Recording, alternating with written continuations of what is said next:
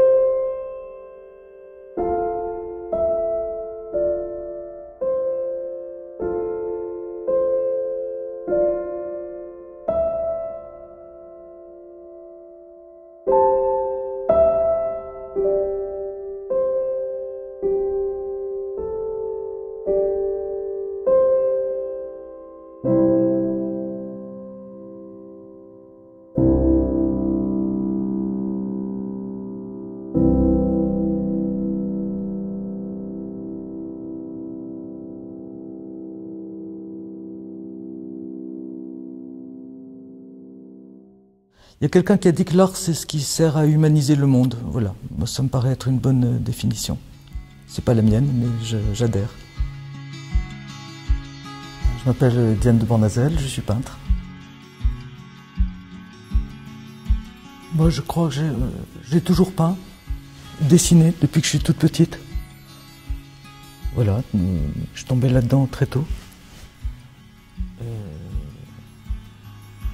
C'était une espèce de bulle d'oxygène quand j'étais enfant, et puis ça l'est resté.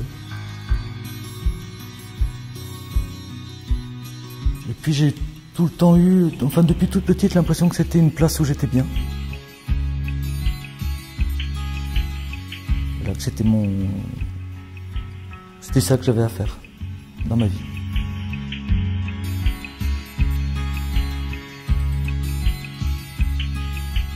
Je me disais que c'était, quand on peint, enfin, l'impression que j'ai pour moi en tout cas, c'est qu'on réveille des fantômes de tas de choses.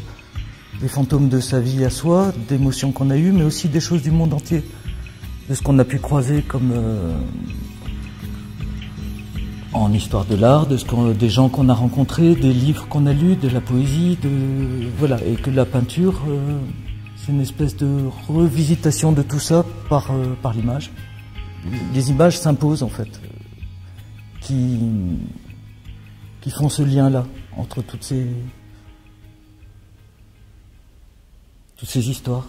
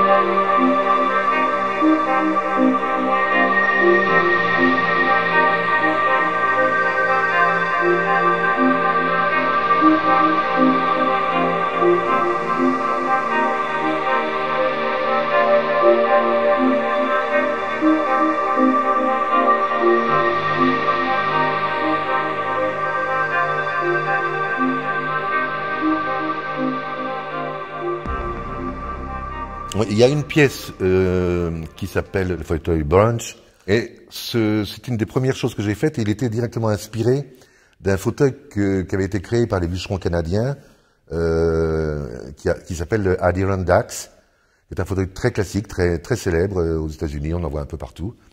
Et donc ça a démarré. J'ai démarré ces fauteuils-là en utilisant des boîtes palettes internationales de la SNCF. Ça a été le premier jet de ce fauteuil. Ensuite, il y a eu plusieurs autres tentatives là où disons, j'utilisais des bois un peu plus nobles, un dessin avec des arrondis ou des angles autres que la perpendiculaire et l'angle droit.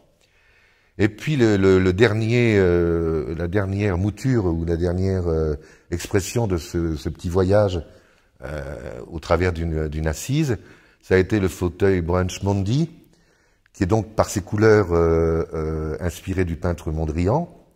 Je remplaçais les 4 pieds en bois par 3 pieds en métal, avec un jeu de lignes, de diagonales en métal qui lui donne, malgré sa légèreté, une grande solidité et une grande stabilité. Et ensuite, le dernier né, après le Mondi, ça a été ce que j'appelle le Brunch Nature, c'est-à-dire là, bois noyer, inox, 3 pieds. Alors le 3 pieds, parce que c'est toujours intéressant, ces 3 pieds par rapport au terrain où on met une table à 3 pieds ou un fauteuil à 3 pieds, il va partout, il est toujours stable.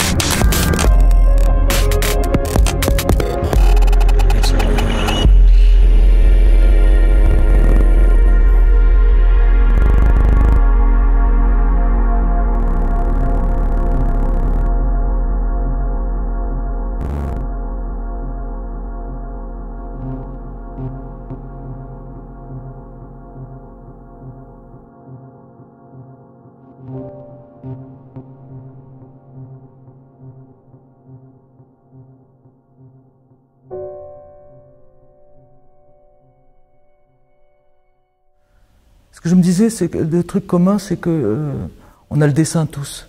les designers et les artistes à la base. Sauf que l'artiste, il reste sur le dessin et que le designer le transforme en objet.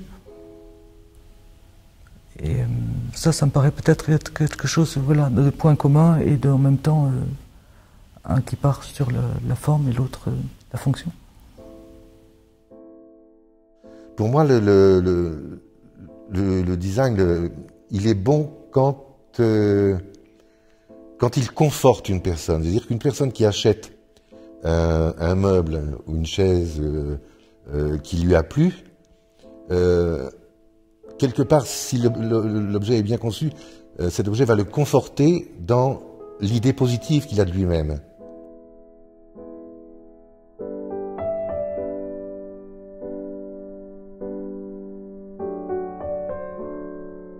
Ouais, c'est toujours un peu curieux de sortir les choses de son atelier où on est dans une intimité avec et puis de les montrer, mais c'est plutôt agréable. Et puis si les gens sont touchés par mon travail, je me dis que ça a du sens, que c'est pas complètement juste pour moi. C'est bien.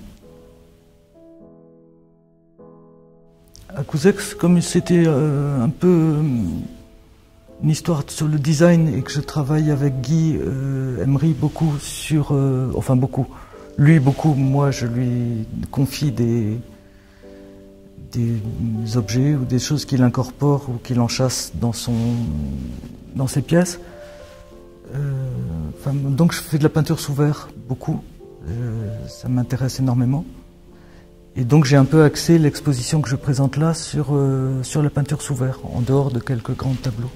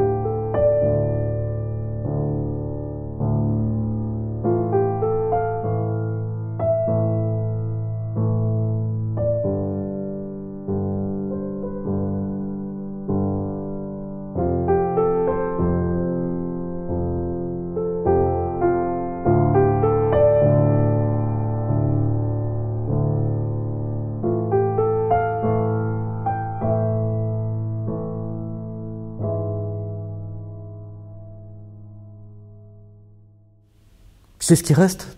D'ailleurs, de toutes les civilisations anciennes, la seule chose qui reste, c'est l'art. Le reste,